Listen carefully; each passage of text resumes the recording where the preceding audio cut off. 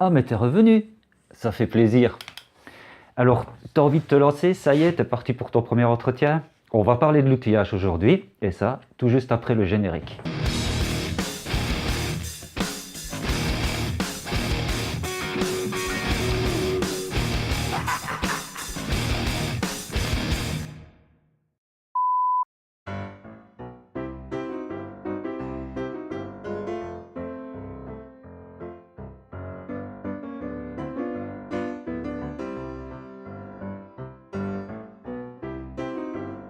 Lorsque tu achètes ta moto, l'outillage livré avec ressemble plutôt à ça.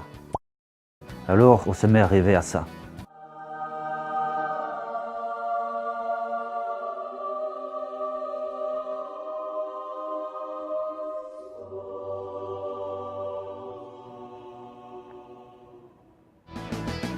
Alors aujourd'hui, on va parler d'outillage et je vais t'expliquer comment te constituer un outillage de base de bonne qualité pour un budget raisonnable.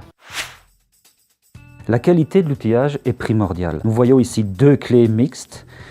Cherchez l'erreur. La première est une clé sans doute de fabrication chinoise ou autre. C'est une clé qui est forgée dans un alliage de piètre qualité, job forced, ce qui veut dire qu'elle a été forgée, en effet.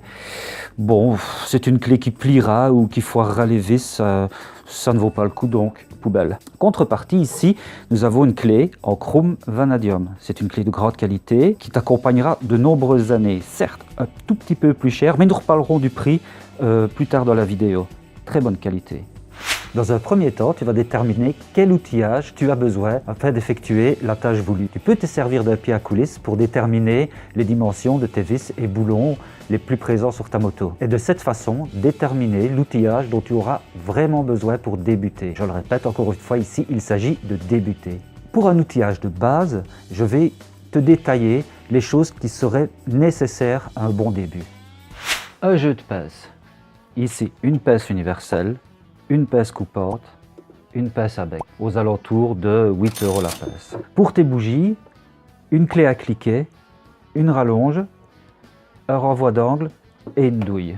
Le renvoi d'angle, évidemment, si tes bougies sont difficiles d'accès, ça pourrait être pratique. Tu vas adapter ton outillage en fonction de l'accessibilité de tes bougies. Ça coûte aux alentours de 30 €. Le tournevis à embout, alors ça, c'est pas mal du tout aussi pour débuter car il accepte toutes sortes d'embouts. Ici, une tête cruciforme ou bien aussi on peut adapter une douille.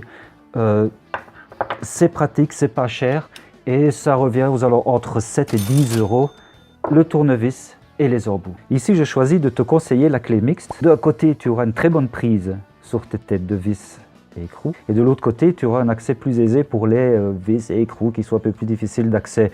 Il va falloir compter entre 5 € pour la plus petite clé, 10 € pour une grosse clé. Une clé à filtre, je te mettrai en image la clé à cloche, tout dépend un petit peu.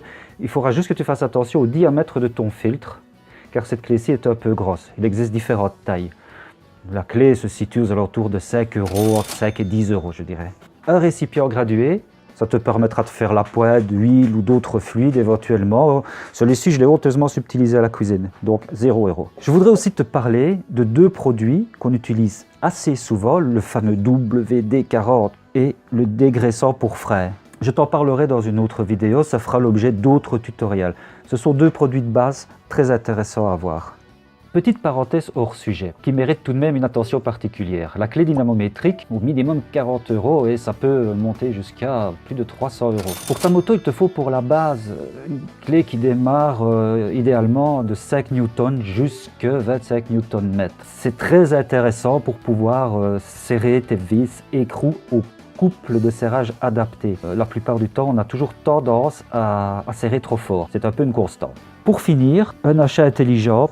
Le chargeur de batterie, ce petit modèle à moins de 20 € sera très pratique lorsque tu remiseras ta moto pour l'hiver par exemple ou lorsque tu ne l'utiliseras pas sur une période de longue durée. Ce chargeur peut rester branché en permanence et sauvegardera durablement la vie de ta batterie. Une dernière chose.